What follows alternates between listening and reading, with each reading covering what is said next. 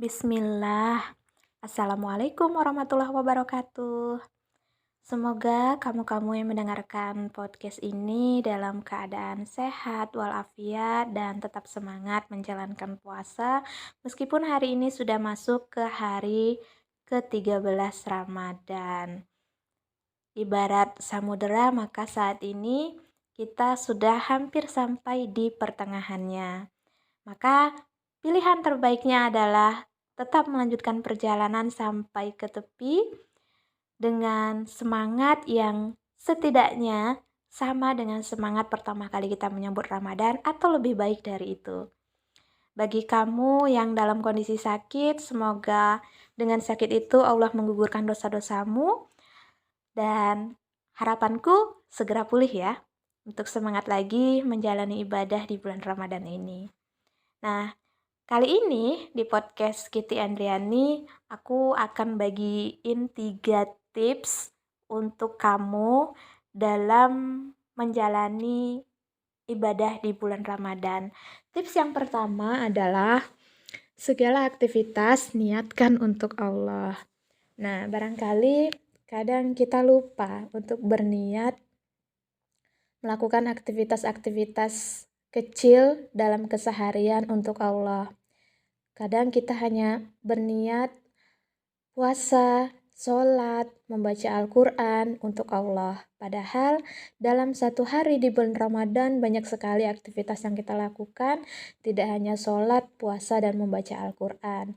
Segala aktivitas yang kita lakukan mulai dari kita bangun tidur sampai kita tidur kembali, jika secara lengkap kita niatkan untuk Allah, maka kebaikan-kebaikan tentu akan bertambah.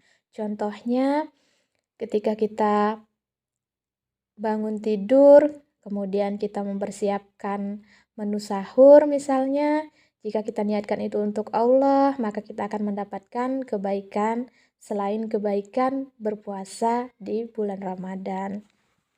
Kemudian, jika kita berolahraga di pagi hari, kita niatkan untuk Allah, maka kita akan mendapat kebaikan juga. Begitupun aktivitas-aktivitas lainnya, mungkin kamu ada yang mengajar, kemudian pergi ke sekolah sebagai pelajar, ataupun aktivitas-aktivitas kegiatan sosial di bulan Ramadan lainnya. Bahkan jika kamu saat ini sedang uzur untuk melakukan ibadah puasa dan sholat, misalnya ini bagi perempuan-perempuan yang setiap bulannya selalu datang tamu istimewa ya.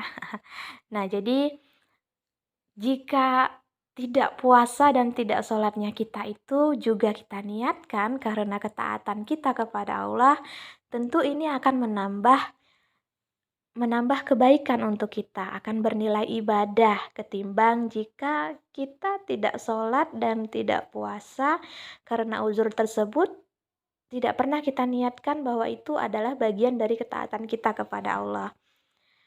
Nah, jadi ada banyak sekali kegiatan-kegiatan, aktivitas kita sehari-hari yang bisa kita niatkan untuk Allah yang selama ini hanya kita jalani saja tanpa kita niatkan.